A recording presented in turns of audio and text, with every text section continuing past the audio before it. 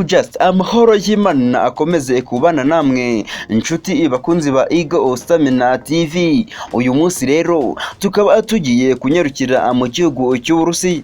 Ambasaderi w'Uburusiya muri Israel Anatoli Viktorov yayiburiye ko niha Ukraine imfashanyo igihugu cye nacyo kitazazuyaza gusubiza. Ambasaderi Viktorov yabitangarije mu kiganiro yagiranye na televiziyo y'Uburusiya asubiza Minisitiri w'Ingabo wa Israel Benny Gantz wemeje ko bateganya guha Ukraine imfashanyo y'ingofero n'amakote by'ubwirinzi.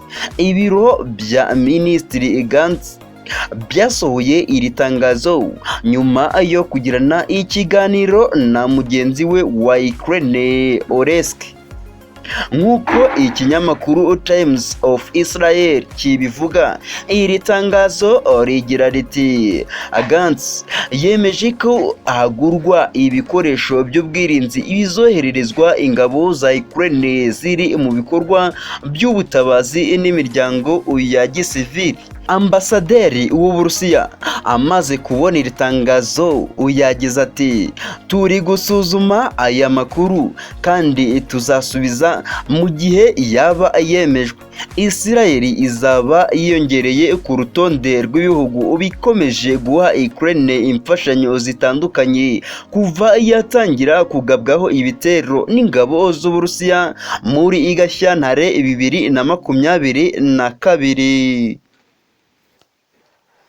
Ibyo muri Ukraine bikaba bikomeje kuba agatereranzamba, dore ko birushaho kuba bibi cyane kuko Uburusiya bushaka guhangana n'ibihugu ibyo ari byo byose bishaka kuba byagaragaza ko bishyigikiye Ukraine.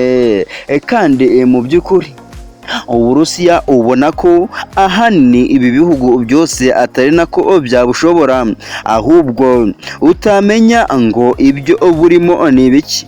Ntawamenya rero ngo Israel irareka gufasha Ukraine igendere ku mabwiriza y'Uburusiya.